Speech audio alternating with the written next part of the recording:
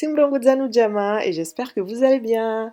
Je suis super contente de vous retrouver aujourd'hui pour cette vidéo où je vais vous montrer comment j'ai fait ma fameuse poudre d'ortie que j'ai utilisée sur le masque capillaire que j'ai fait sur la précédente vidéo si vous l'avez regardée. Ou d'ailleurs je vous ai demandé de me dire si ça vous intéressait de voir comment j'ai fait cette poudre. Donc j'ai eu pas mal de retours de votre part, je m'y attendais pas du tout. Je vous fais la vidéo aujourd'hui avec plaisir. Alors si cela vous intéresse, restez là et on va tout de suite commencer. C'est parti! Alors, la première chose à faire, c'est de faire sécher l'ortie. C'est vraiment une feuille qui sèche super vite, vous n'avez pas besoin de soleil. Moi, j'ai fait cette poudre deux fois de suite. Donc la première fois, c'est vrai que j'avais du soleil, ça avait séché super vite. Le lendemain, c'était déjà sec. Et par contre, la deuxième fois que je l'ai faite, j'avais pas du tout de soleil, il pleuvait tout le temps. Du coup, j'avais laissé les feuilles à l'intérieur. Et franchement, j'étais étonnée à la vitesse à laquelle elle avait séché cette ortie. Je pense que ça m'avait pris maximum, je me souviens plus exactement, mais genre une semaine. C'est rien une semaine. Une semaine où il a plu tout le temps, l'ortie a quand même eu le temps de bien sécher.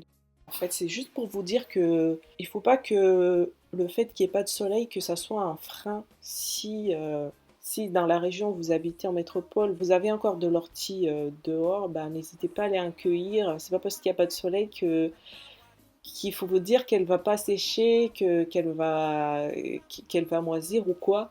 Non, pas du tout. En fait, le plus important, c'est de bien l'étaler et puis elle s'évapore toute seule, comme par magie. Vous n'avez pas besoin de la poser au soleil. Bien sûr, s'il y a le soleil, c'est encore mieux. S'il n'y a pas de soleil, il ne faut pas que ça soit un frein. Si vous avez encore de l'ortie dans la région où vous habitez, n'hésitez surtout pas à aller en cueillir. Moi, par exemple, je suis dans le nord, bah, c'est mort quoi. Il n'y a plus rien dehors. Bah, là, on est rentré dans la période glaciale, j'ai envie de dire. Donc, il fait tellement froid. Et ça, je pense que je ne vous l'apprends pas. L'ortie ne supporte pas le froid. Donc voilà, c'est fini. Mais ne vous inquiétez pas, il y en aura encore l'année prochaine. C'est tous les ans pareil. C'est vrai qu'en ce moment, il fait pas super bon, il fait pas super beau, il fait super froid. D'ailleurs, quand je revois ces images-là, franchement, ça me manque tout ça l'été, aïe aïe aïe. Tranquille sur le balcon, ça peut m'alléger même, comme vous voyez là même, hein, pas besoin de description même. En train, attention, hein, en train d'éplucher des orties. Voyez-moi ça bien, hein. On est où là? L'ortie a des très bonnes vertus pour les cheveux. Je vous invite à aller regarder ma vidéo sur la cueillette d'ortie et petite balade à vélo. Enfin, je sais plus comment s'appelle la vidéo. Je vous mettrai le lien quelque part sur la droite ou la gauche de la vidéo ici. Je vous la mettrai aussi dans la barre d'infos. Donc, je vous invite à aller la voir. Vous verrez donc comment j'avais fait ma première cueillette d'ortie. Et vous verrez aussi que je parle des propriétés de l'ortie dans cette vidéo. Je ne vais pas me répéter ici. Donc voilà. Donc comme je vous disais, il faut d'abord commencer par faire sécher l'ortie. Une fois que c'est sec, vous épluchez comme vous me voyez le faire ici avec amour. Alors, petite précaution à prendre, mettez des gants parce que ça picote un peu. C'est pas que ça pique, c'est pas comme le sangu de Mayotte là, tu vois là, le chileni là, quand ça t'attrape là, tu te grattes jusqu'à t'enlever la peau quoi, tellement c'est fort.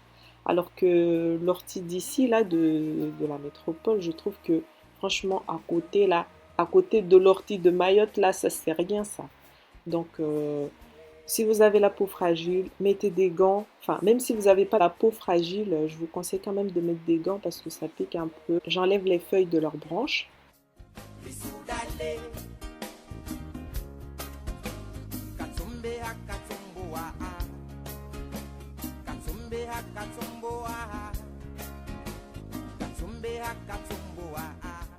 Une fois que c'est fini, je vais commencer par malaxer avec mes doigts. Voilà, je malaxe bien là pour dire de faire un pré-mixage.